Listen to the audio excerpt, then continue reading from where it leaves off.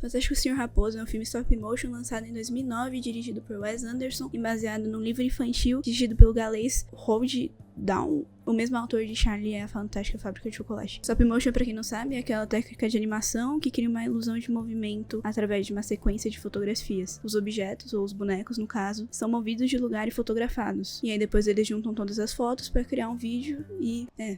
Isso também exige, né, uma baita dose de paciência, até porque fazer um negócio desse bem feito não é fácil. Pra fazer um vídeo de stop motion de 10 segundos bem feito já demora, sei lá, horas. Imagina fazer um filme, não é fácil. Então esse filme realmente é absolute cinema, é top. Esse filme é muito bom, é o que eu quero dizer. Eu vejo esse filme desde que eu era muito pequena e eu sempre fui apaixonada nele. Eu sempre gostei muito de stop motion e eu genuinamente nunca entendi muito bem as metáforas. Eu sabia que tinha muita metáfora nesse filme, mas eu nunca entendi muito bem. Eu admito, eu nunca fui muito boa em entender coisas óbvias ou não. E ontem eu fui reassistir esse filme porque, dada uma situação, eu lembrei do Ash, daquela frase do Ash irritada do TikTok. E fiquei com muita vontade de assistir. E quando eu vi, eu fiquei maravilhada. De novo. E eu acho que eu finalmente posso falar sobre todos esses assuntos tão importantes, colocados tão caprichosamente entre cada cena, cada frase, cada foto tirada com o intuito de criar uma animação nesse filme. E não se enganem, mesmo que esse filme tenha sido baseado num conto infantil, e também, né, stop motion ser uma animação, de fato, eu não colocaria esse filme como algo para crianças, mas não tô dizendo que também é algo para adultos. Eu digo que, em vez de ser um filme para crianças, que os adultos podem assistir, é um filme mais para adultos que crianças podem assistir e gostar, sabe? Tipo, não que crianças não possam ver, não tem nada de errado, não tem palavrão, não tem nada... Ai, meu filho não vai ver isso, mas é algo que acho que um adulto vai se identificar mais do que uma criança, entendeu?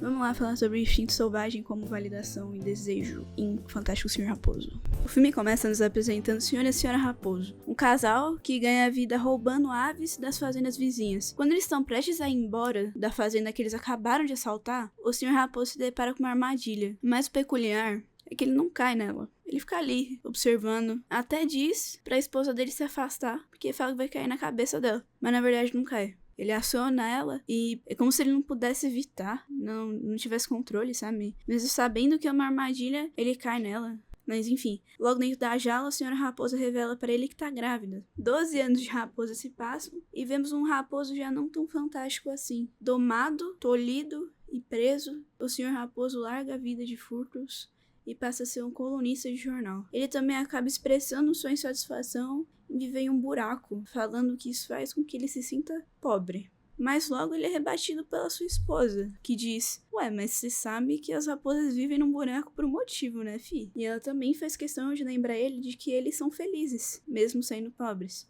Mas eu acho que não atingiu ele da forma esperada. E logo em seguida ele já sai de casa e vai direto arrumar uma outra casa pra família. E ele escolhe uma casa cujo tem um pequeno inconveniente, que é ser localizada em frente à fazenda de 3 carinhas não muito agradáveis. Cansado da falta de prestígio profissional, o Sr. Raposo não foi nem um pouco inocente de ter cometido tais mudanças. Ele simplesmente não foi capaz de lidar contra o seu instinto. Seu lado selvagem, acorrentado durante todos esses anos, achou uma forma de escapar e não pensou nem 2 vezes antes de fazer isso. Sequer que tenha pensado alguma vez. Ele precisava dessa fartura, dessa adrenalina. Ele não se reconhecia sem isso. E logo veremos aonde isso irá o levar. Não só ele, né?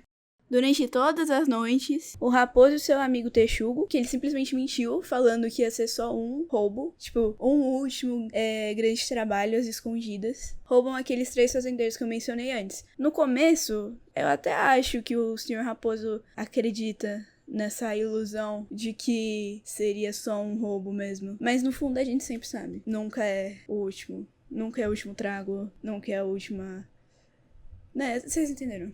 Nunca é o último. Mas enfim, como é de se esperar, dá tudo errado e os fazendeiros louquinhos da Silva perseguem todos os animais durante todo o resto da trama. Hora de desenvolver. O assunto que eu queria chegar, o vídeo inteiro, né?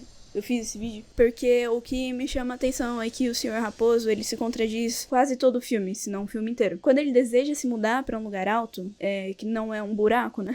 Ele tá indo contra sua própria espécie. Quando eu pesquisei sobre, eu descobri que as raposas moram em buracos não só pra protegerem a si mesmas, mas também pra protegerem e cuidar dos seus próprios filhotes. E isso faz muito sentido, porque desde o começo a esposa dele sempre priorizou a segurança da família. Mesmo antes do Ash nascer, ela fez com que o pai prometesse que ele não se arriscaria mais. Mesmo assim, ele traiu a confiança dos dois. E olha que eu nem falei sobre o Ash. Ele usa a desculpa de que seu pai morreu com uma idade não muito longe da dele pra poder se mudar, com isso voltar com hábitos que tinha parado. Toda noite ele reabastecia mais e mais a cozinha, com os melhores frangos da região. E isso prova que toda essa atitude dele não tinha nada a ver com comida. Ele é uma raposa, e o que as raposas fazem de melhor? Caçam, roubam, são astutas. Ele não conseguia viver sem ter a constante validação de que estava feliz. Ele, no fundo, talvez nunca tenha sido verdadeiramente contente. Ele estava sempre muito ocupado indo atrás do rótulo de fantástico. Ele tem uma família, uma esposa, um filho, mas é vazio, ele não sente nada. Ele não se sente completo. A gente nunca vai se sentir completo, na verdade. Mas o problema é quando a gente só sente algo quando o sentimento não depende da gente. Depende de outras pessoas, que é o caso dele. Você não precisa que te achem o melhor, porque no fundo você sabe que não é. Nem você acha isso. Mas o que adianta todo mundo falar que você é fantástico, maravilhoso, se a euforia não vai durar mais de 5 minutos? Do que adianta ser conhecido se nem você se conhece? O Raposo não conseguia viver sem a constante busca de validação, a constante adrenalina, a pressão, a quase morte. Ele não era ninguém sem isso. Ele não queria viver num buraco. Ele queria viver no topo mais alto de uma árvore. De cima a visão é mais bonita, não é? Em meio ao seu egoísmo, seu filho se torna mais e mais inseguro, sendo constantemente comparado ao seu primo Christopherson.